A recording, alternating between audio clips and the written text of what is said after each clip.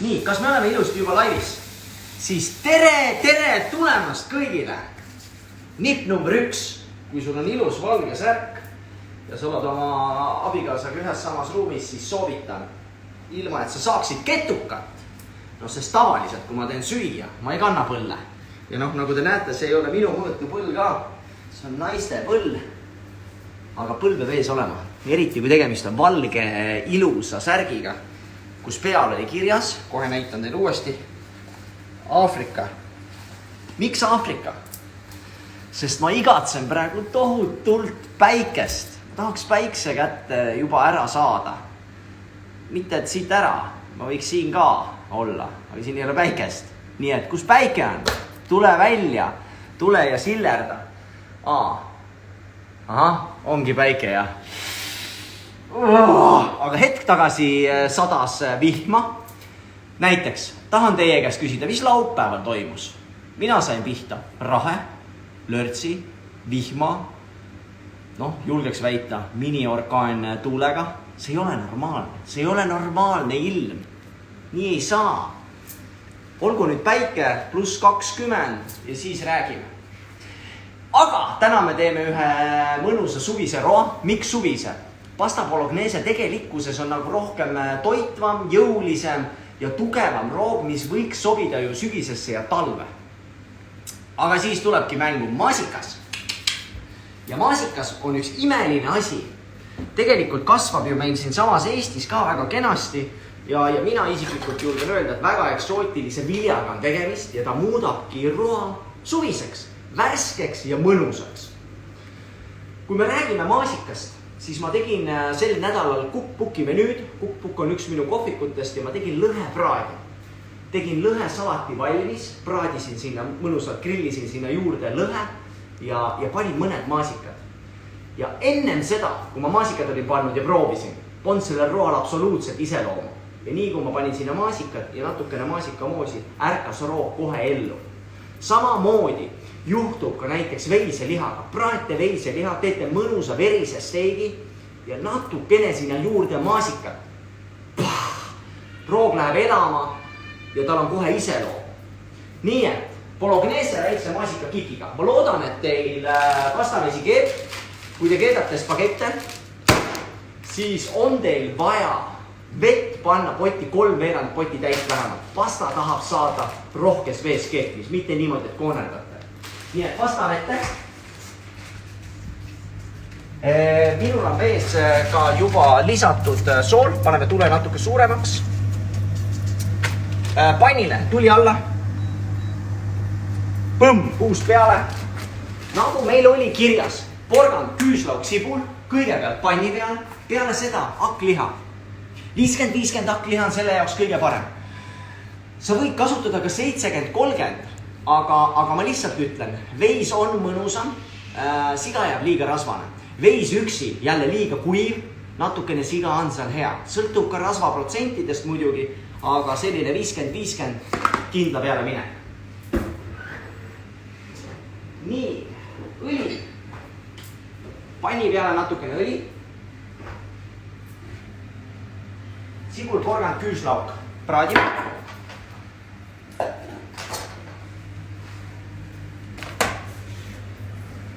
Nii, kuidas teil vahepeal läinud on? Sõbrad, me ei ole vahepeal peaaegu nädal aega näinud. Võin oma nädalast rääkida, on olnud väga mõnus nädal. Sai paar päevaga maal oldud. Sai toimetatud. Tehtud tööd. Väga hea. Maaelu puhul üleüldse ikkagi see värske õhk, see järv, kõik see, et võtad aega ise enda jaoks, ei torma. Ja olen siin mõelnud hästi palju vahepeal nagu ka selle karantiini peale ikkagi ja selle viiruse peale. Ja täna käisin hommikul juuksuris, nagu näete, kõik on väga ilus. Ja arutasime nagu juuksuriga ka. Ja milleni me siis jõudsime? Jõudsime tegelikult selleni, et meile mõlemale meeldis see rahulik periood tegelikult rohkem. Just see, et sa tuled välja, tänavad on tühjad, kedagi ei ole, sa saad oma mõtteid mõelda. Ei ole see, et sulle kõnnib 40 inimest samal ajal, samal tänaval vastu ja vaatavad sind üles allaid ja mis sul täna seljas on ja nii edasi. Vaid kõik võtavad, vaid sel ajal, kui see kriis oli, siis kuidagi oli nagu rahulikum. Ei olnud mingit tormamist, nagu kuidagi chill oli. Ja kõigile neile, kellel ei ole nagu maa kohta, kuhu nagu vahepeal ära põgeneda, siis mul on teile üks hea uudis. Umbes kuu aja pärast, võib-olla 1,5 kuu pärast, aga peale jaanipäeva on meie enda naabrusesse tekkimas, mis ma siis valetan, ongi meie enda kõrval, tekkimas selline väike armas majakene, mida saab siis rentida. Ja mis me seal tegema hakkama? Seal on võimalik ühiskokkamisi teha. Ma tutvustan teid väiketootjatega. Saame minna väikeseid tootjaid vaatama, kuidas nad oma toorainet valmistavad. Kitsefarm, Nopri piimafarm, suitsusauna sinki, kuidas tehakse, kust korjatakse hea tee, milleks on iga tee hea, taimetee, saate ennast kurssi viia. Kõik võimalused vee peal, mis vähegi on see siis supplaud, vesilaud,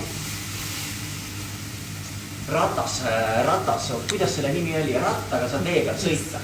Ühesõnaga erinevad asjad, isegi vesiratas näiteks. Aga üks asi on nagu supplaud, sul on seal tool ja siis sa teed nagu stepperi peal, kõnnid stepperi peal niimoodi ja siis samal ajal liigud vee peal. Saad aru? Metsikult lahe. Eile nägin esimest korda seda asja.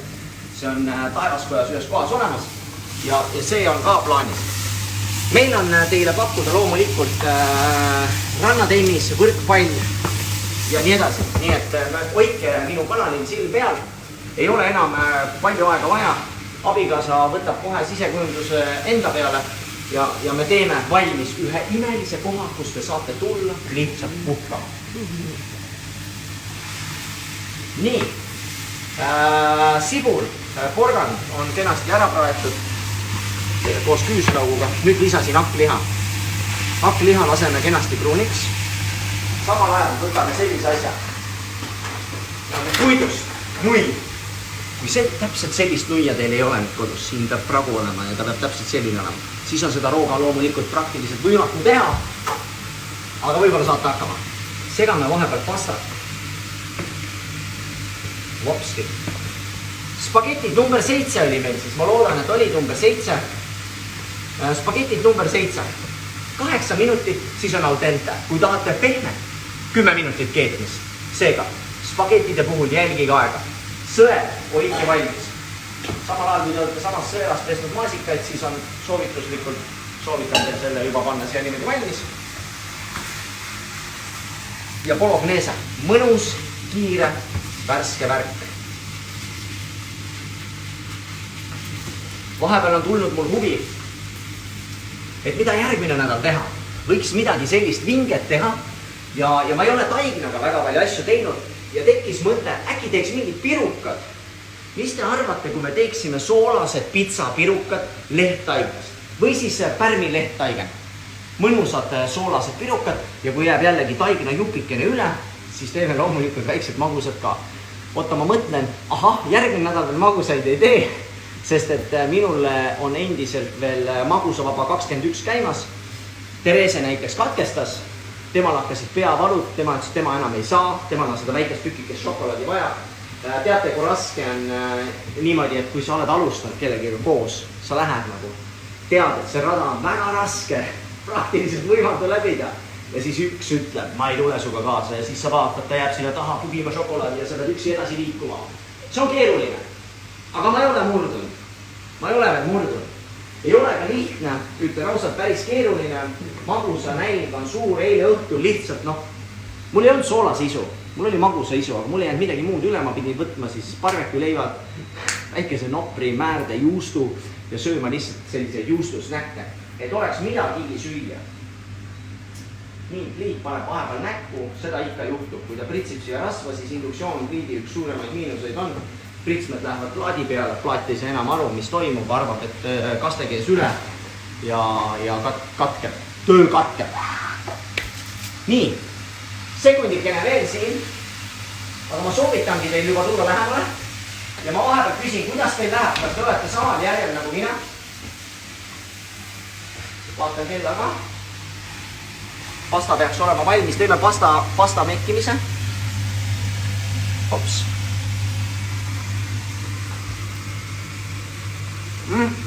Üks minut veel. Üks minut. ja näete, kui ei sega, mis juhtub, jäävad siia niimoodi tükki. See tuleb kiiresti, see tükk tuleb kiiresti lahti teha. Segada, et ta oleks mõnus. Riisi kohta öeldakse sõmer, aga ma tahaks praegu öelda ka selle spageti kohta, et sõmer oleks. Nii, oluline moment, tomatipasta või ketšup. Tundub, et kellelgi on uus pakend.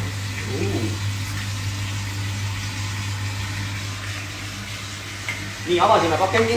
Mis me teeme? Laseb tomatipasta siia ära, natuke veel. Ja nüüd segad ja praed. Tomatitootel, on ta siis pasta või purustatud tomat, pastal eriti, on vaja saada toore tomati maitse küljest ära ja on vaja saada seda tummisemat, ütleme niimoodi, et tomati kohta öeldakse siis umamist maitset lahti ja seda saab niimoodi natuke praadides väga kenasti. Kui sa selga keeraksid talle kohe vedeliku siia peale, siis ta ei saaks praadida, vaid ta hakkaks keema. Ja see tomati ketšup või tomati pasta, ta jääks tegelikult toore maitsega. Praegu niimoodi nagu ütleme siis isegi natuke pannil kärsatades, et vaadake, ta hakkab nahkuma. See on väga oluline, ükstas puha, mis ütleme, et toodet te teete isegi siis võib-olla näiteks tomati akliha supp, seljanka, seal on vaja kärsatada tomatit, et see maitse oleks ehtne ja hea. Natukene teeme seda, paar minutit igal juhul. Nii, ja samal ajal pasta, popsti. Nüüd minut on möödas, ei hakka enam mekkimagi, usun, et see on valmis. Aga mekin. Al dente. Nii.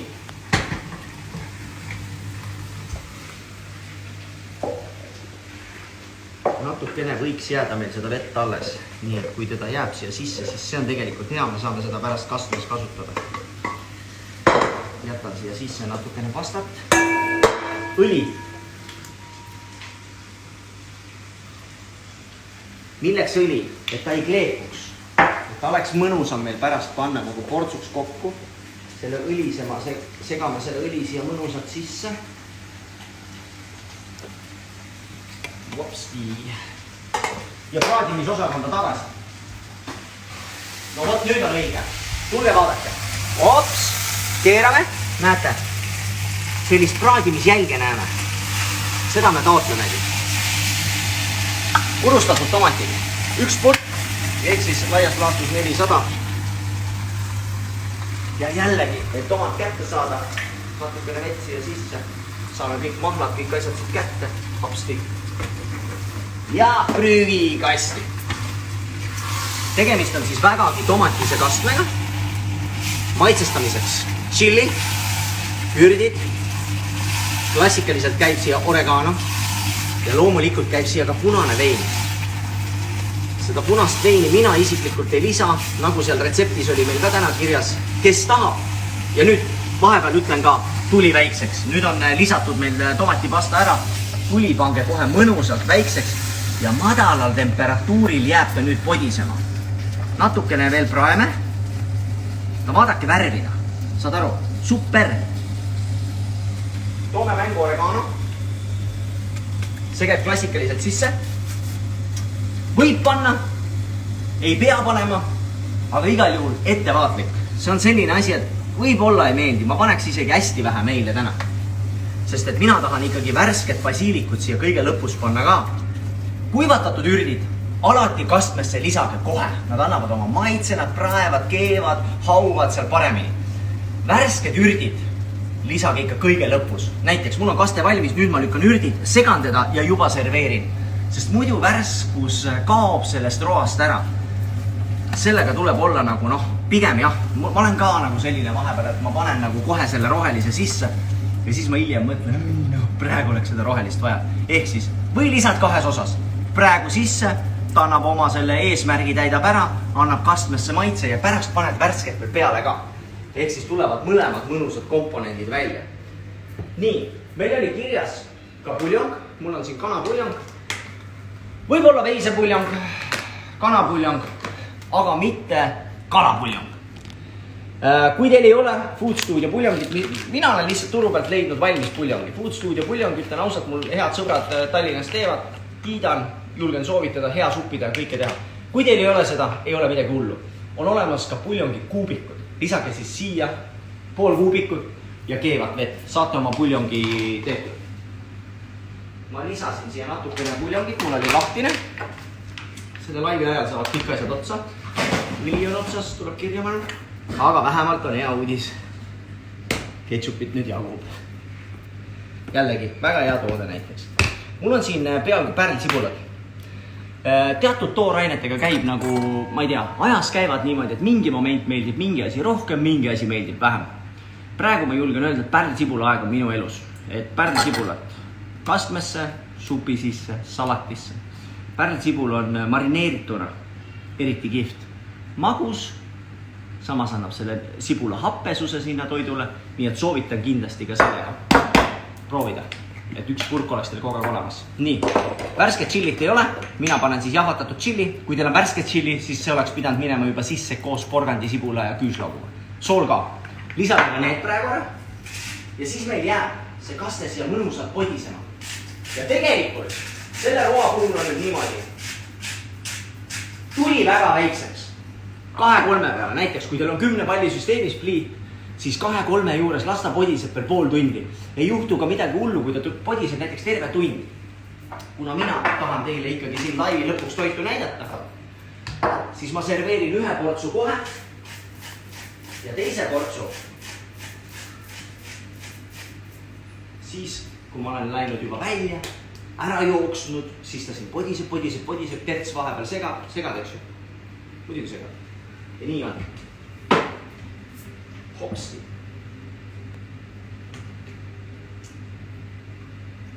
Ja loomulikult üks põhikomponente, mis meil tuleb kõige lõpuks mängu, on maasikad. See on nii imeline. Mõni võib öelda, et sa oled Joel Veidrik, mida kuradit sa teed? Miks sa paned värske maasika traditsioonilise bolognese sisse? Ma ütlen, proovige ära, siis teate miks. Lõikame ta näiteks siit, nüüd paneme sellega pooleks veel. Maasikat ärme küpseta. Kui me maasika lükkaks liiga vara, siis ta läheks keediseks. Ta annab sellise maasika keedise maitse. Aga me tahame värske maasika maitset saada. Ehk siis paar sellist maasikat kõige tipuks.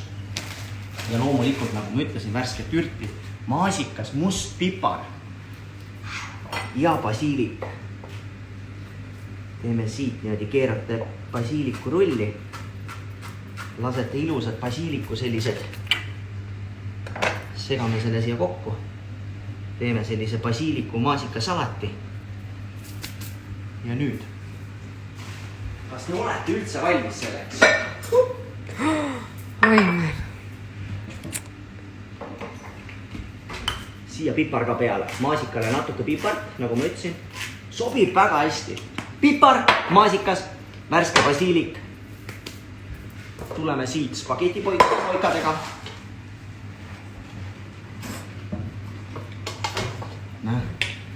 Õli sai liiga vara otsa. Ja mis te siis arvate sellest, kui me teeks ikkagi järgmine nädal? Kas see on lehttaigen või siis pärmi lehttaigen? Aga igal juhul me teeme sellise, teeks pitsapiruka nagu. Pitsapirukas. Kindlalt teeme. Siia peab veel natukene õli juurde valama. Ärge õliga ka koonerdage. Keerate mõnusad sellised pallikesed. Hopsti. 2 tükki. Kõigepealt väike maitsmine.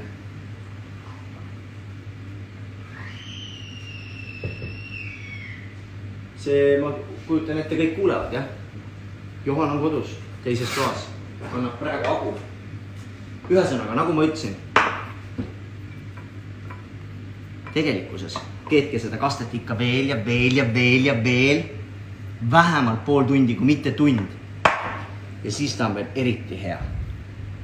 Aga suvine spaghetti bolognese, kerge, maasika, basiiliku kikiga on antud momendil teie ees. Ma soovin teile, head sõbrad, ilusat nädalat, mõnusat kokkamist, teeme süüa, oleme rõõmsad, loodame, et päike tuleb ka välja ja juba järgmisel nädalal näeme me jälle Kokan Joeliga laivis esmaspäeval kell 5. Nii et, tšau teile!